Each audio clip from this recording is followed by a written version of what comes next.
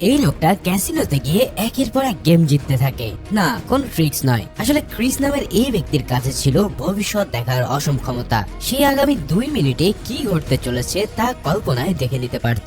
ঠিক সেভাবেই সে তার লাইফে একের পর এক উন্নতি করতে থাকে। তবে FBI তার প্যাটার্ন দেখে বোঝা যায় যে সে ভবিষ্যৎ দেখার ক্ষমতা রাখে। তাই তো তারা তাকে হায়ার করতে চায় এমন এক মিশনের জন্য যা পুরো পৃথিবীকে ওলটপালট করে দিতে পারে। কি ছিল সেই মিশন, আর ক্রিসই বা কিভাবে এই ধ্বংসযজ্ঞ থামাবে? এই সব প্রশ্নের উত্তর দিতে হাজির হয়ে গেলাম নেক্সট মুভির এক্সপ্লেনেশন নিয়ে। তো চলো আর পেঁচাল না বাড়িয়ে শুরু করা যাক আজকের ভিডিও। মুভি শুরুতে আমরা ক্রিস নামের একজন ব্যক্তিকে দেখতে পাই যে লাস ভেগাস শহরে ম্যাজিক শো করে থাকে। অর্থাৎ সে একজন পার্ট টাইম ম্যাজিশিয়ান। তবে ম্যাজিক ট্রিকের পাশাপাশি তার মধ্যে রয়েছে এক বিরল সুপার পাওয়ার। সে রীতিমতো ভবিষ্যৎ দেখতে পায়। আগামী 2 মিনিটের মধ্যে তার আশেপাশে ঠিক কি ঘটতে চলেছে তা সে আগে থেকেই ধরে ফেলে। তবে তার এই সুপার পাওয়ার কেবলমাত্র 2 মিনিটের জন্যই কাজ করে। এর চেয়ে বেশি সময় সে ভবিষ্যৎ দেখতে পায় না। তবে এইটুকু ক্ষমতায় তার জন্য অনেক যথেষ্ট, কারণ এই পাওয়ার ব্যবহার করে সে নিজের ম্যাজিক শোতে দারুণ সব ট্রিক পারফর্ম করে। তার ট্রিক্স গুলো দেখে দর্শক লিটারেলি হা হয়ে থাকে।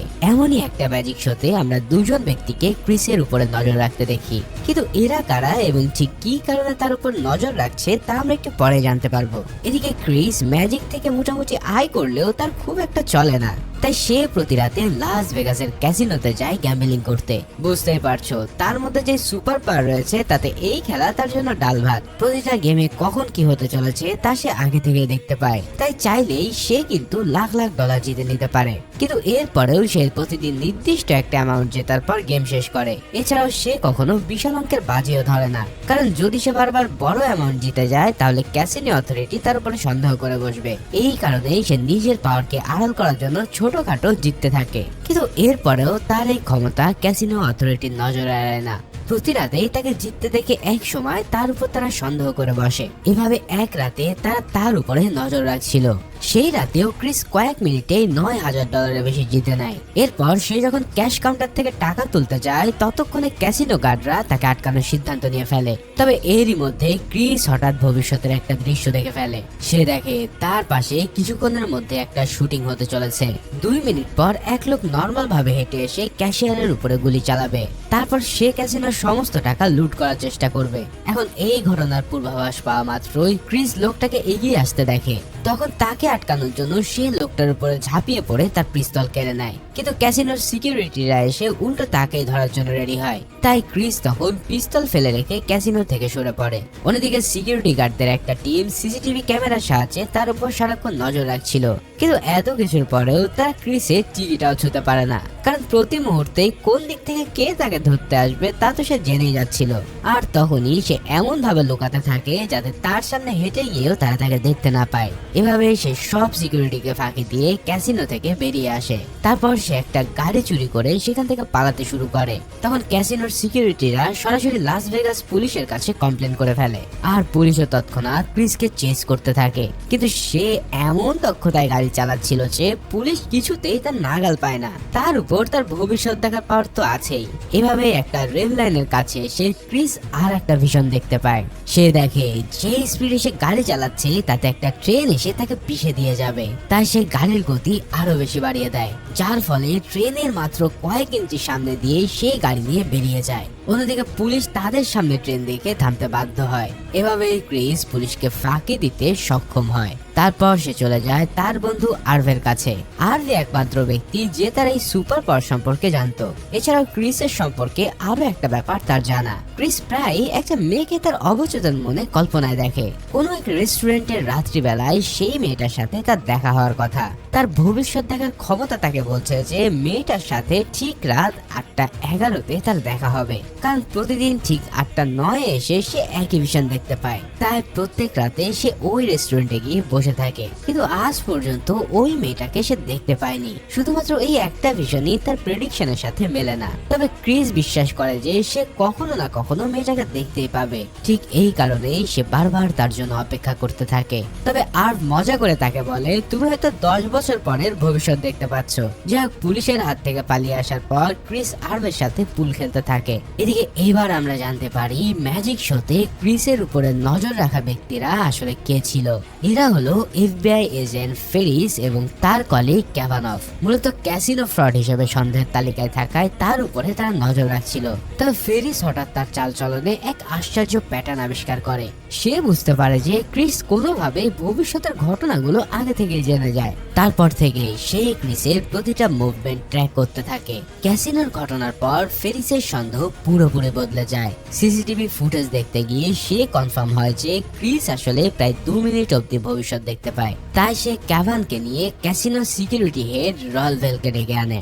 রয় ভেলও তাকে জানায় যে ক্রিস তাদের ক্যাসিনো থেকে এভাবে প্রচুর বাজি জিতে নিয়েছে। তখন ফেরিসের বিশ্বাস আরো বেশি পাকাপোক্ত হয়। কিন্তু ঠিক কি কারণে সে এত হন্য হয়ে ক্রিসকে খুঁজছে, তার উত্তর আমরা পেয়ে যাই ফেরিস এবং এফবিআই ডিরেক্টরের আলাপ থেকে। আসলে কিছুদিন আগে একদল টেররিস্ট রাশিয়ান ফেডারেশন থেকে একটা নিউক্লিয়ার বোম চুরি করেছে। এফবিআই এর কাছে তথ্য আছে যে তারা এই বোম আমেরিকায় নিয়ে যাচ্ছে, কিংবা হয়তো ইতিমধ্যে এই বোম আমেরিকার ভিতরেও চলে এসেছে। এখন যদি এই বোমটা বিস্ফোরিত হয় তবে লাখ লাখ মানুষ মারা পড়বে। তাই এফবিআই যে কোনো মূল্যে সেই টেররিস্টদের সন্ধান পেতে চায়। আর ফেরিসও ঠিক এই ব্যাপারে ক্রিসকে কাজে লাগাতে চাচ্ছিল। তার ভবিষ্যৎ দেখা ক্ষমতাটা হয়তো টেররিস্টদের খুঁজে বের করার ক্ষেত্রে কাজে আসতে পারে। যদিও ডিরেক্টর প্রথমে তার কথা উড়িয়ে দেয়, কিন্তু পরে তার জোরাজুরিতে সে 5 দিনের সময় দেয়। আর সময় পাওয়া মাত্রই ফেরিস তার কাজে লেগে পড়ে। এদিকে এফবিআই টিমকে সাহায্য করতে সে ক্রিসের লোকেশনও বের করে ফেলে।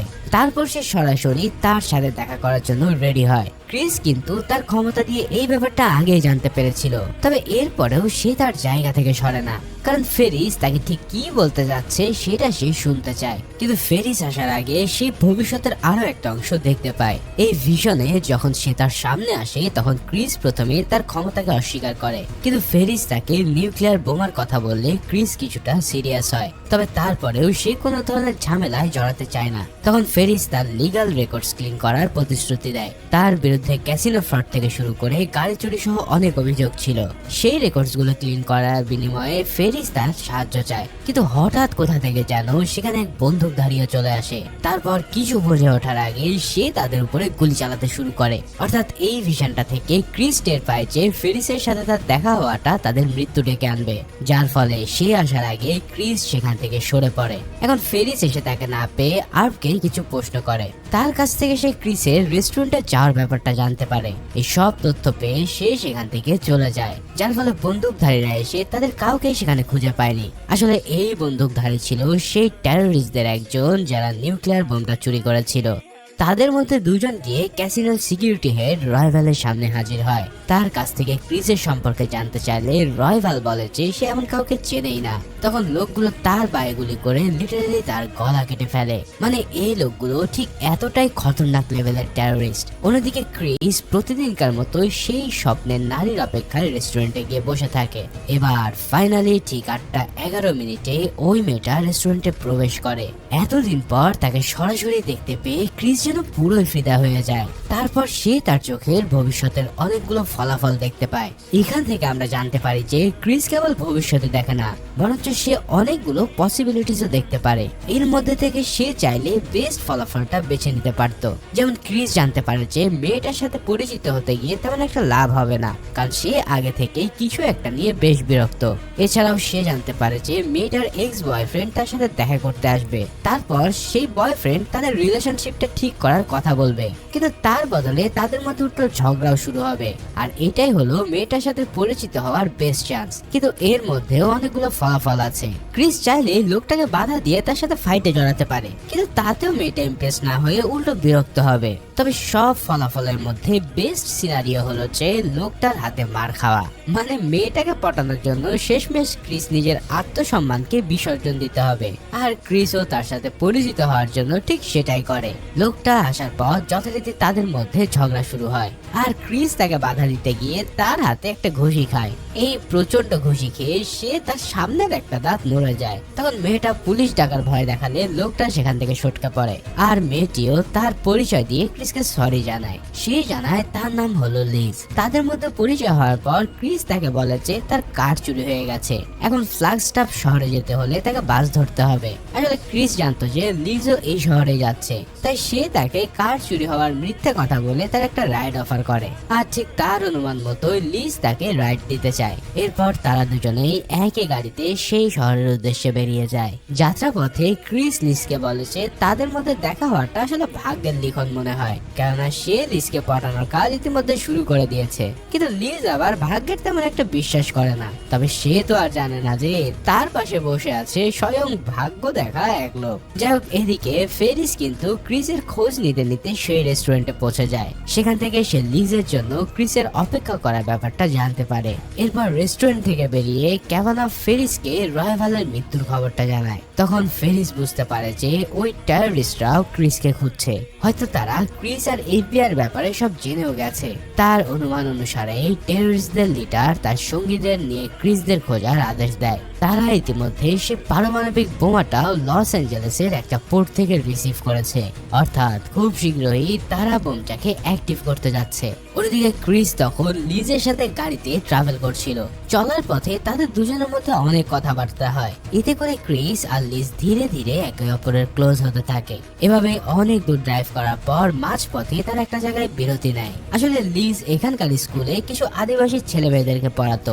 এমনই এক স্টুডেন্টের বার্থডে উইশ করার জন্য লিজ সেই স্কুলে যায়, আর তারপরে সেই বাচ্চাদের সাথে বেশ কিছুক্ষণ আড্ডাও দেয়। ক্রিস সেখানে ম্যাজিক দেখিয়ে সবাইকে ইমপ্রেস করে, এমনকি লিজও তার ম্যাজিক ট্রিক দেখে ইমপ্রেসড হয়ে পড়ে। এভাবে পুরো দিন সেখানে কাটানোর পর সন্ধ্যায় তারা আবারও রওনা দেয়। কিন্তু সেই সময়টায় তারা প্রচন্ড বৃষ্টি আর ঝড়ের কবলে পড়তে থাকে। কিছু দূর গিয়ে তারা দেখে যে বৃষ্টির কারণে রাস্তা বন্ধ হয়ে গেছে, যার ফলে সেখান থেকে গাড়ি ঘুরিয়ে তারা 2 মাইল দূরের একটা হোটেলে যায়। এরপর সেখানে তারা রাত কাটানোর সিদ্ধান্ত নেয়। ক্রিস লিজকে হোটেল রুমে একা থাকতে দিয়ে নিজে বাইরের গাড়িতে ঘুমায়। এতে করে লিজ তার প্রতি আরো বেশি আকৃষ্ট হয়ে পড়ে, কারণ ক্রিসের পার্সোনালিটি তার মনে ইতিমধ্যে একটা ইমপ্রেশন তৈরি করেছে। অন্যদিকে ফেরিস তার টিমের সাহায্যে আবারও ক্রিসের লোকেশন পেয়ে যায়। সেই জানতে পারে যে ক্রিস লিজের সাথে একটা হোটেলে আছে, আর তাই তো তারা আবারও তাকে ফলো করার জন্য রেডি হয়। তবে ইতিমধ্যেই এফবিআই জানতে পারে যে টেররিস্টরা খুব দ্রুত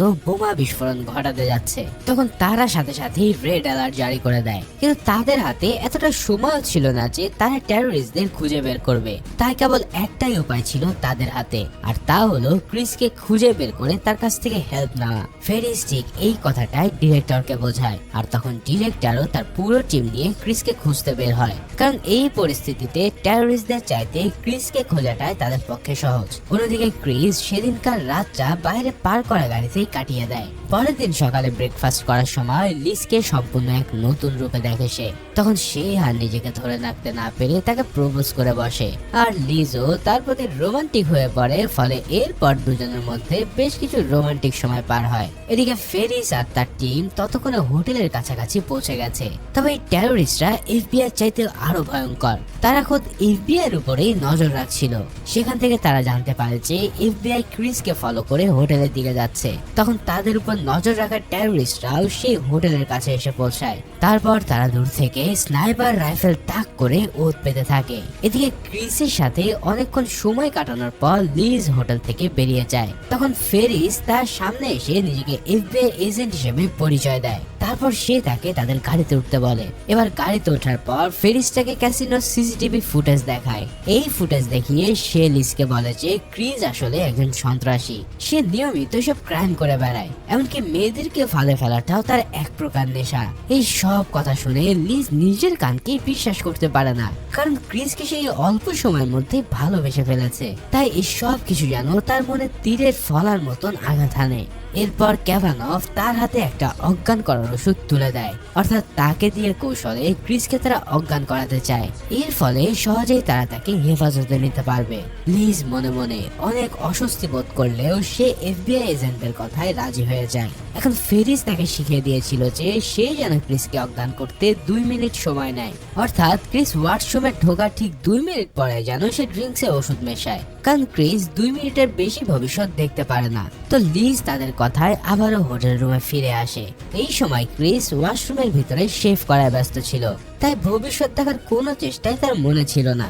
এই সুযোগে লিজ 2 মিনিট অপেক্ষা করে ড্রাগ মিশিয়ে দেয়। তারপর ক্রিস ওয়াশরুম থেকে বেরোলে সে ড্রিঙ্কটা অফার করে, কিন্তু পরক্ষণে লিজ নিজেই জানিয়ে দেয় যে এই ড্রিঙ্কসে সে ড্রাগস মিশিয়েছে, কারণ তার বিশ্বাস ছিল যে ক্রিস এমন কিছু করতেই পারে না, তাই সে তাকে বিপদের মুখে ঠেলে দিতে পারেনি। ঠিক এই মুহূর্তেই ক্রিস বুঝতে পারে যে এফবিআই তাকে ধরার জন্য একটা মিথ্যা গল্প বানিয়েছে, যার ফলে সে লিজকে ভিতরে অপেক্ষা করতে বলে নিজের রুমের বাইরে আসে। তারপর সে এমন ভাবে ড্রিঙ্কস পান করে যাতে বাইরে থেকে এফবিআই তাকে দেখতে পায়। এই ড্রিঙ্কটা কাজ করতে 5 মিনিট সময় নেওয়ার কথা ছিল, তাই ক্রিস বাইরে এসে এফবিআই কে দেখায় যে সে ড্রিঙ্কস পান করছে। এর ফলে এফবিআই ও ড্রাগস এর ইফেক্ট শুরু হওয়ার জন্য অপেক্ষা করতে থাকে, কিন্তু আসলে সে স্রেফ ড্রিঙ্ক পান করার ভান করছিল। এদিকে রুম থেকে বের হওয়ার আগে সে হাই ভলিউমে টিভিও ছেড়ে দেয়, কারণ সে জানতো যে এফবিআই সাউন্ড অ্যাম্পলিফায়ার দিয়ে তাদের কথাবার্তা শোনার চেষ্টা করবে। এখন রুমে ফেরত আসার পর সে নিচু স্বরে লিজিকে সব বলতে থাকে। অন্যদিকে এফবিআই শুধুমাত্র টিভি চ্যানেলেরই সাউন্ড শুনতে পাচ্ছিল। এবার এই ফাঁকে ক্রিস লিজকে বলে যে তাকে যেই ভিডিওটা দেখানো হয়েছে সেটাই সে কাউকে আক্রমণ করেনি, বরং যে লোকটা তার উপরে হামলা করেছিল তার কাছেই পিস্তল ছিল। সেই লোকটা 2জন ব্যক্তিকে হত্যা করতে যাচ্ছিল। এখন লিজ কিন্তু এই কথা বিশ্বাস না করে তাকে ডিলিউশন মনে করে, কারণ ফেরিস তাকে বলেছিল যে ক্রিস একজন ডিলিউশনাল পারসন। তবে ক্রিস তখন টিভিতে একের পর এক চ্যানেল পাল্টাতে শুরু করে। টিভিতে যা যা প্লে হচ্ছিল তার প্রতিটা লাইন সে আগে ভাগে বলে দিতে থাকে। তখন লিজ বুঝতে পারে যে ক্রিস আসলে ভবিষ্যৎ দেখতে পায়। তখন সে জানতে চায় যে এফবিআই কেন তাকে খুঁজছে। জবাবে ক্রিস জানায় তারা ভাবছে যে সে তাদের ন্যাশনাল সিকিউরিটি ইস্যুতে হেল্প করতে পারবে, কিন্তু তারা জানে না যে সে শুধুমাত্র নিজের ফিউচারই দেখতে পায়, অর্থাৎ যে কোনো ঘটনা আজ পেতে হলে তাকে সরাসরি সেখানে উপস্থিত থাকতে হবে। তবে লিজ যেহেতু তার লাইফে এখন ইনভলভ, তাই সে লিজের ভবিষ্যৎও দেখতে পায়। আর যদি এফবিআই এই কথা জানে তাহলে তারা লিজকেও টেররিস্টদের সাথে ইনভলভ করবে, কারণ এতে করে লিজের আশেপাশে যা ঘটছে তার সবকিছু ক্রিস দেখতে পাবে। তাই সে লিজকে তার ঘড়িতে 5 মিনিটের টাইমার সেট করতে বলে। এবার ঠিক 5 মিনিট পর তাকে কি করতে হবে সেটা সে একটা কাগজে লিখে দেয়। তারপর সে সবার সামনে দিয়ে বাইরে বেরিয়ে আসে। ফেরিস তাকে ধরার আগে সে নিচের পাহাড়ের দিকে লাফ দেয়। তারপর সেই পাহাড়ের ঢালু বেয়ে সে দৌড়ে পালাতে থাকে। তখন সমস্ত এফবিআই এজেন্টও তার পিছু ধাওয়া করে। এদিকে লিজ তার কথা মতো কাগজটা খুলে যা দেখে তাতে তার চোখ কপালে উঠে যায়, কিন্তু তবুও সে ক্রিসের কথা মতোই কাজ করে। আসলে কাগজের ইনস্ট্রাকশন অনুসারে সে বাইরে গিয়ে একটা গাড়ি স্টার্ট দেবে।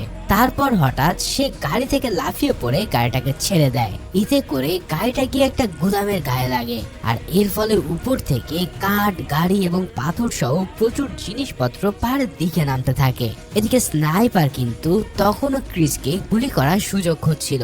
এবার সে তাকে রেঞ্জের মধ্যে পেয়ে একটা ক্লিন শট নেয়, কিন্তু ক্রিস চোখের পলকে সে বুলেটটাকে ডজ দেয়। এর মানে হলো তার মধ্যে কেবল ফিউচার দেখার ক্ষমতা ছাড়াও সুপার রিফ্লেক্স দেখানোর অ্যাবিলিটি আছে। তাই তো উপর থেকে যে সব জিনিসগুলো ছুটে আসছিল সেগুলো সে খুব সহজেই ডজ দেয়। তবে এফবিআই লোকেরা নিজেদের জান বাঁচাতে গাছের আড়ালে বসে পড়ে। এভাবে ক্রিস তাদের হাত থেকে প্রায় পালিয়ে যাচ্ছিল, কিন্তু শেষ মুহূর্তে ফেরিস তার সামনে এসে দাঁড়ায়। ঠিক এই সময় উপর থেকে গাড়ি সমেত প্রচুর কাঠ ফেরিসের উপরে পড়তে যাচ্ছিল, তাই ক্রিস তাকে বাঁচানোর জন্য ঝাঁপ দিয়ে তাকে সরিয়ে নেয়। তবে এর ফলে সে নিজে কাঠের স্তূপের নিচে চাপা পড়ে।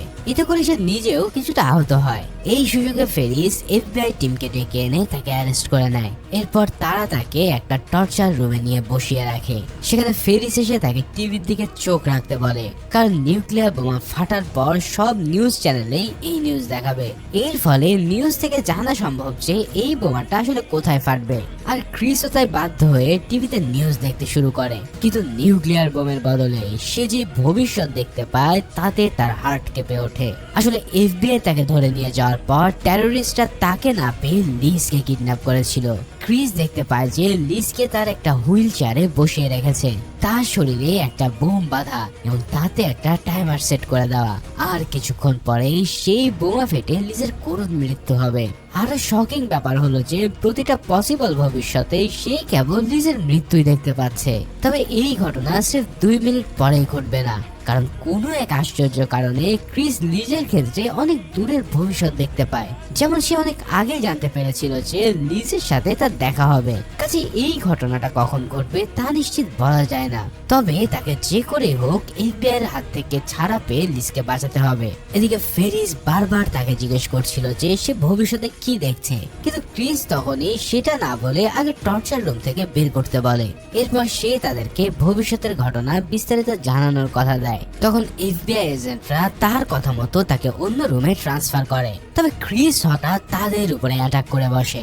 এরপর সে একাই কয়েকজনকে মেরে অজ্ঞান করে দেয়, আর তারপর সে এফবিআই কোয়ার্টার থেকে দৌড়ে পালাতে থাকে। এখন লিজের সাথে ঘটা ভবিষ্যতের ভিশনটাই সে একটা পার্কিং লটের দৃশ্য দেখছিল। এই পার্কিং লটে লিজকে হুইল চেয়ারের সাথে বেঁধে বোম সহ বসিয়ে রাখা হয়েছিল। তাই ক্রিস তার প্রাণপণ শক্তি দিয়ে সেদিকে দৌড়াতে থাকে, কিন্তু সেখানে পৌঁছে সে কাউকে দেখতে পায় না। এদিকে ফেরিসও তার পিছু নিয়ে সেখানে এসে পড়ে। তারপর সে ক্রিসকে জিজ্ঞেস করে যে কেন ক্রিস এখানে এসেছে। তখন ক্রিস তাকে লিজের মৃত্যুর ব্যাপারটা জানায়। ফেরিস তখন জানায় যে লিজকে যেই গাড়িতে আনা হবে সেটার নাম্বারটা তুমি জানার চেষ্টা করো।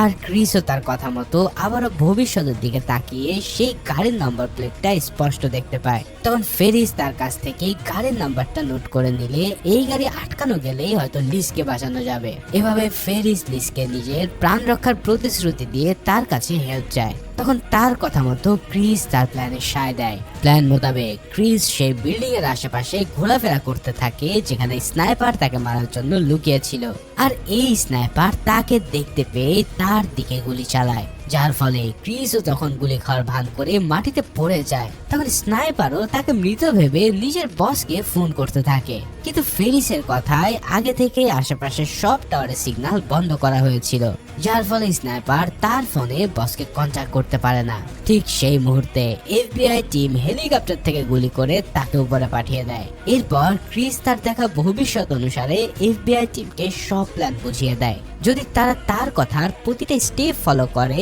তাহলে কেবলই লিজকে বাঁচানোর চান্স থাকবে। ঠিক কোথায় সেই গাড়িটাকে স্টপ করতে হবে এবং সেটাও ক্রিস সবাইকে জানিয়ে দেয়। অতঃপর তারা সবাই মিলে গাড়িটাকে থামানোর জন্য সেদিকে রওনা হয়। টেররিস্টরা ইতিমধ্যে লিজকে ভ্যানে তুলে নিয়ে তার গায়ে বোমা বেঁধে দিয়েছিল।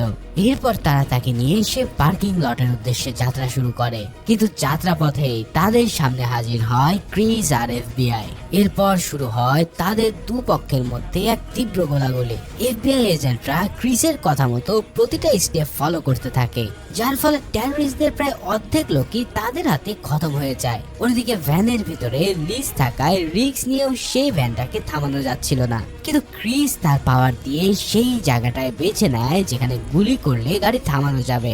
আর তখনই এফবিআই তার কথা মতোই ঠিক সেই স্থানে গুলি করে, ফলে গাড়ি উল্টে গেলেও নিজের শরীরে হালকা আঘাত ছাড়া তেমন কোনো বড় ক্ষতি হয় না তার। এই সুযোগে লিজ গাড়ির দরজা খুলে বের হয়ে দৌড় দিয়ে একটা বিল্ডিং এর ভিতরে ঢুকে পড়ে, কিন্তু সেখানেও টেররিস্ট দলের একটা গ্রুপ আগে থেকেই উপস্থিত ছিল। তারা সবাই মিলে লিজকে খোঁজার চেষ্টা করে, আর লিজ তখন এদিক সেদিক লুকিয়ে তাদেরকে ফাঁকি দিতে থাকে। তবে শেষ পর্যন্ত তাদের লিডার এসে তাকে ধরেই ফেলে। তারপর সে তার মুখে চেপে ধরে তাকে বাইরে নিয়ে যায়। এদিকে বাইরে তখনও বাকিদের সাথে এফবিআই এর বন্দুক যুদ্ধ চলছিল, তাতে এফবিআই টিমের অনেকেই আহত হতে শুরু করে। কিন্তু ক্রিস টেররিস্টদের প্রত্যেকটা মুভমেন্ট প্রায় নিখুঁত ভাবে ট্র্যাক করতে থাকে, যার ফলে তাদের অনেকেই এফবিআই এজেন্টরা খতম করে দেয়। কিন্তু লিডারের সাথে লিজ থাকায় তার উপর সরাসরি কেউ গুলি চালাতে পারে না, যার কারণে তাদের সামনে দিয়ে সে তাকে নিয়ে অন্য একটা বিল্ডিং এ ঢুকে যায়। সেই বিল্ডিং এর একটা রুমে সে এফবিআই এর জন্য একটা ট্র্যাপ সেট করে রাখে, তবে ক্রিসের সাহায্যে এফবিআই সেই ট্র্যাপটাকে অফ করতে সক্ষম হয়। এরপর আরো কিছু দূর হেঁটে ক্রিস সেই বিল্ডিং এ স্নাইপারের অস্তিত্ব পায়। ভবিষ্যতের ভিশন থেকে সে জানতে পারে ঠিক যে কোনো মুহূর্তে স্নাইপার তাকে গুলি করবে, তাই এর আগে সে এফবিআই স্নাইপারের লোকেশন জানিয়ে দেয়। আর তার কথা মতো তারা সেই স্নাইপারকে সফলভাবে গুলি করে উপরে পাঠায়। ভাইরে ভাই, এই লেভেলের পাওয়ার যে কারো হাতে থাকলে সে লিটারালি পৃথিবীটাকে চেঞ্জ করে দিত। যাই হোক, এবার ক্রিস আর এফবিআই একটা লবিতে এসে দুই ভাগে বিভক্ত হয়ে যায়। ক্রিস তার পাওয়ার ইউজ করে বিল্ডিং এর অর্ধেকটা চেক করে নেয়, অন্যদিকে ফেরিসের নেতৃত্বে এফবিআই টিম খুব সাবধানে বাকি অর্ধেকটা দেখতে থাকে।